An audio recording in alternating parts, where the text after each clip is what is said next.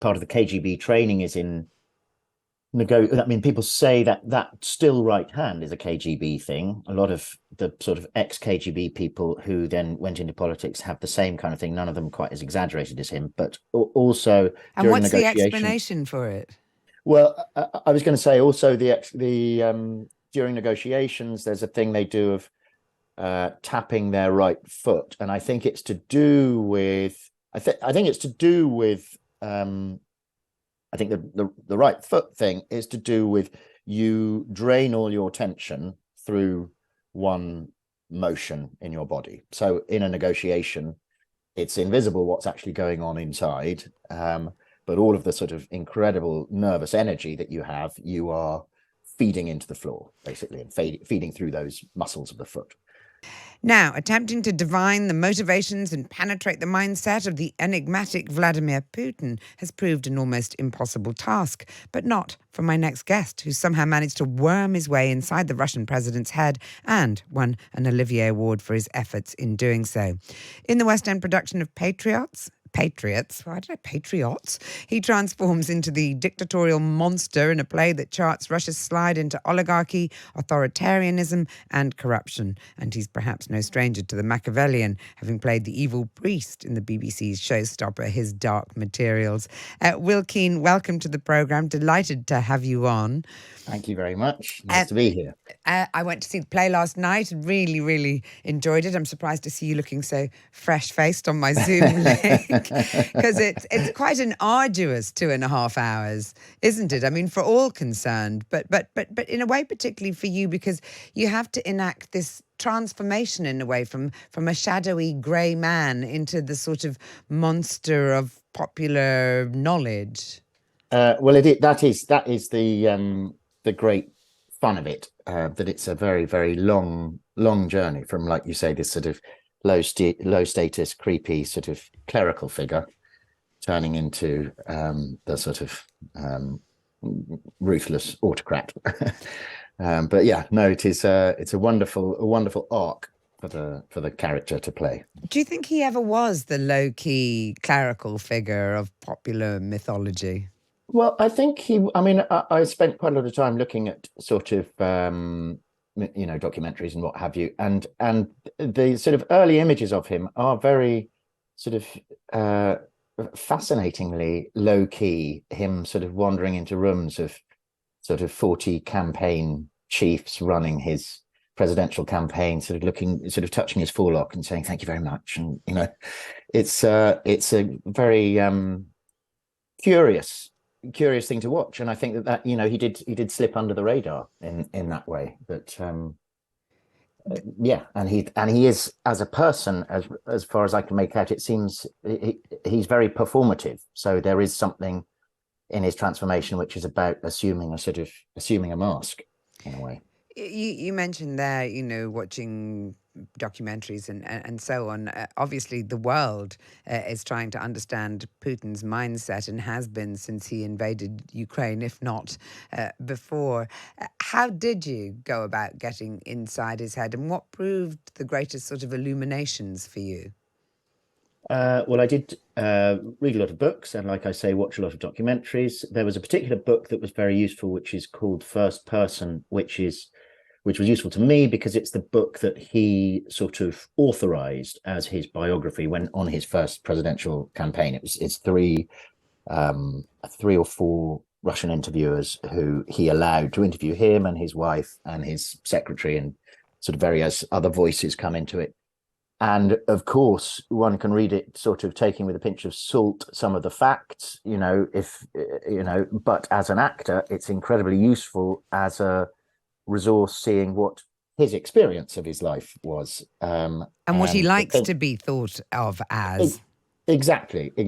And of course, the great liars believe their own lies. So it's very sort of illuminating in terms of what he sees as his sort of origin myth, and what, like you say, what the way that he wants to paint himself to the world, which is sort of, he's quite unashamed about the idea of sort of this sort of street violent young man, basically. This sort of quite thuggish persona, which I think kind of suits his ends in a way.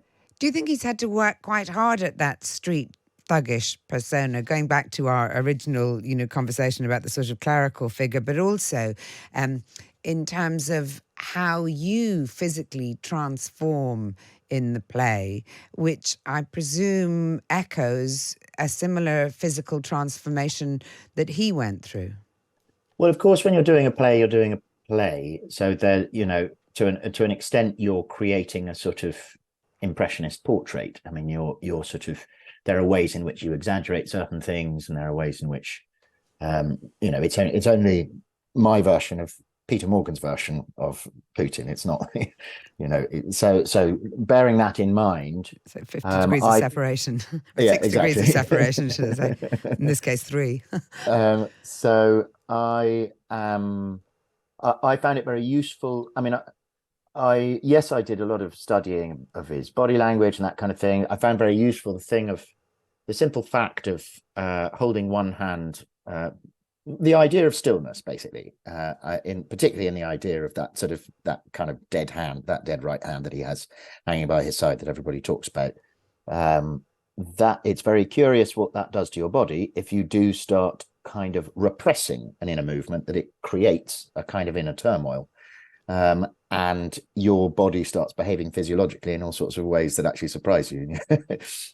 So also there's I think it's the case that part of the KGB training is in I mean, people say that still right hand is a KGB thing. A lot of the sort of ex-KGB people who then went into politics have the same kind of thing. None of them quite as exaggerated as him, but also and during what's the negotiations. explanation for it?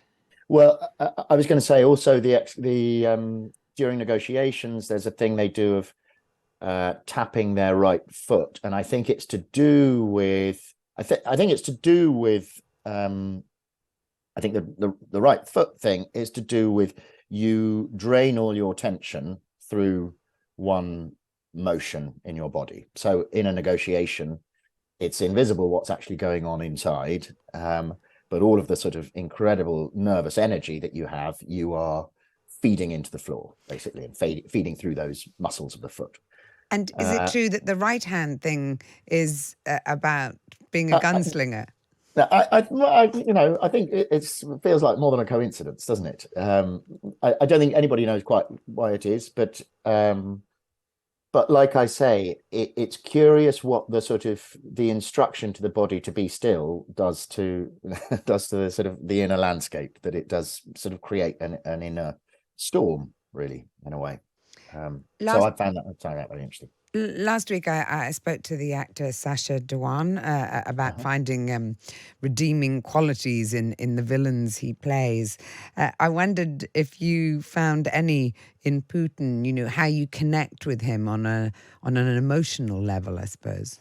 Well, of course, you're always, I mean, your job as an actor is not to judge, to suspend the inner citizen and to try to empathize as much as possible, not sympathize necessarily, but empathize.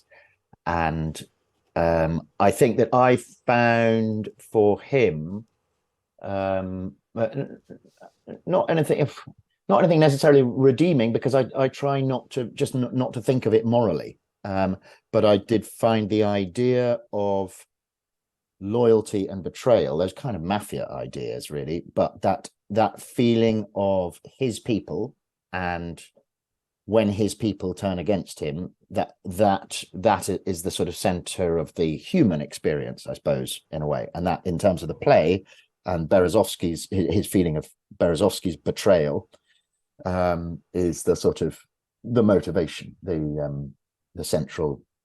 But I mean, there's from that there grows a sort of feeling of the betrayal of the world towards him that creates a sort of impulsive vengeance muscle, I suppose.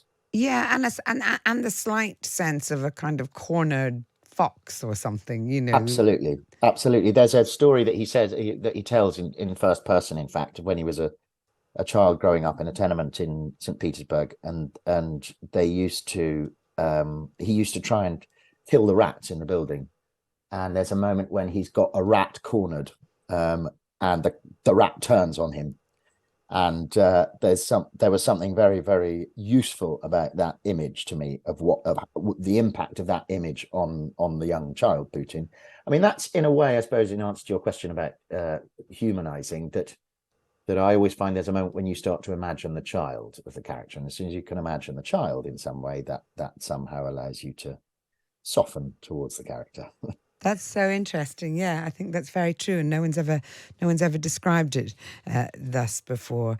I was struck by the makeup of the audience last night, and I suppose people are coming to see the play, obviously, because they've heard great things about it, but also because it's a news story at the moment. And this is a play that was written before the invasion of Ukraine. But the audience around me were pretty much made up almost entirely of Americans and Russians, which was really bizarre. And I wondered, I mean, you're obviously not that aware of what's happening in the audience. You've got your hands full on stage. But, is there a sense in a way that the sort of Cold War is being fought out via this production? It must feel slightly incongruous to be in a theatrical piece about something that's so pertinent in the news at the moment. Well, it's really exciting. It's a real privilege that you are in a sort of conversation which feels pertinent, and a conversation which feels like it's changing. You're sort of playing a character like this, you're entering a conversation halfway through in people's heads already, because they've already got an idea of who he is and what they think about him. And so that's and day by day, as the news changes, you feel that your attitude towards, I feel that my attitude towards him changes, and I feel that the audience's attitude towards him changes. So it is a constantly changing conversation, which is really exciting. And we have had an enormous number of Russians, I think, coming in particular. And I imagine that the Russians who are coming in are tending to be Russians who are living over here, so are dissidents in some way, so are perhaps closer to what might be our idea of what he is than maybe some Russians who are in Russia. So yes, I mean, it's fascinating. Like I say, it's a real privilege to be addressing something which is so current, up to date. You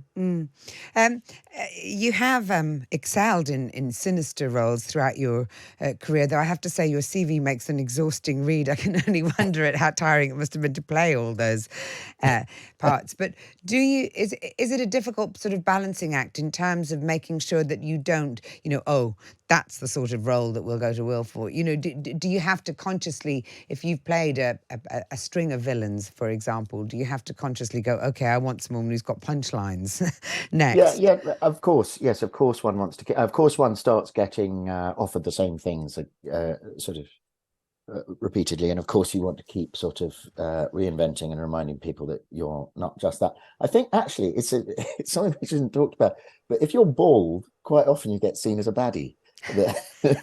That's just a sort of physiological fact, that as a bald man in my 30s I played a lot of vicars, lawyers and psychopaths, and then that continues throughout. So it's a gift that keeps on giving in your case. Yeah. Yeah, that's interesting. You have also spoken in the past about avoiding the limelight, and I suppose that also plays into that desire not to be typecast, not the more people know about you, the less easy it is for them to suspend disbelief. Yeah. Yes, I think that's probably true. I don't really know what further to say to that. That is true. Yeah. You can say, "Oh, you are so wise, Mariella. You're so wise, Mariella. Your analysis is exceptional. What more do you know about me?" You should say. Let's talk then. If you are an actor that doesn't sort of revel in the attention and all of the things that people might think superficially are attractive about a successful acting career, then were you tempted at all ever? You starred alongside your daughter in his Dark Materials. Were you ever tempted to discourage her from acting?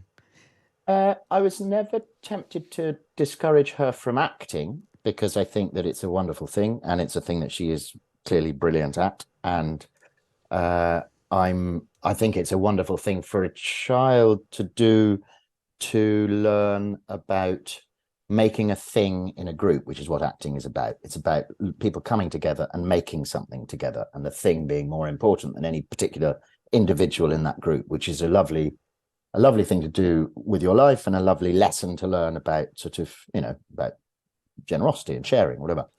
Yes, I was anxious about the sort of all the stuff that goes around it, the fame and the sort of pressures that come to play upon you, about your public image, not becoming confused about your feeling that you have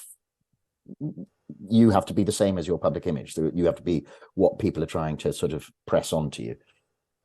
So yes, that I suppose did preoccupy me. But she's a very, very wise and wonderful girl. So she always kept me calm. I believe, though I'm always worried about quoting these things back at people because often they turn out to be wrong, but I believe that your sort of earliest stirrings as an actor may have come about as a result of your father's enjoyment of putting on verse performances, and also I think your uncle doing likewise. Now, I've met your mother, who is the most remarkable, formidable, brilliant gardener and extraordinary woman. I wondered which of them you feel you took after, and whether you becoming an actor was something that wasn't controversial at all at home. Well, both my parents were always very keen on dressing up and sort of creating characters in different ways. Very, it was always, they were always making sort of wonderful games and very yeah, I don't know who I take after. I mean, I take after both of them in different ways. But yes, my mum always entered with great gusto into any kind of game which involved putting on a wig and pretending to be someone else. And just finally, you've worked, as I say, your CV is very long and full of all kinds of incredible parts. But I know there have also been periods of time when you haven't worked, and acting is a very sort of, it's one of those careers, isn't it? You're on or you're off, and there's not very much you can do in order to make work either. Does it feel like the right career? Are you happy that you chose it, and does it feel secure now? Because I know there have been periods when obviously it never feels secure, but it definitely feels like the right career, in the sense that I think it's a career that you do if you feel that it's something that you need to do, rather than necessarily even want to do. It's something you just feel, this is the thing I need to be doing. This is the way I need to be expressing myself, and this is the way I need to find ways to do that. So of course you have long moments of being painter decorator or being a gardener or whatever you need to make ends meet. I sometimes think in drama schools that it'd be a good idea to teach plumbing and electricity and things like that, which would allow actors to have skills outside acting, which would allow them to feel like they could survive as citizens when they're not working. Indeed, maybe in universities as well. Yeah, a practical absolutely. skill and a cerebral skill. Totally. Yeah. Good, they complement each other. Listeners, you can see Will Keane, practicing his art as Vladimir Putin in Patriots, which is on at the Noel Coward Theatre until the 19th of August. So hurry. Highly recommend it. I had one of my great nights at the theatre last night watching it. And thank you very much, Will Keane, for coming on the programme. That was Olivier Award. Thank you so much. That was Olivier Award-winning actor Will Keane. Thank you.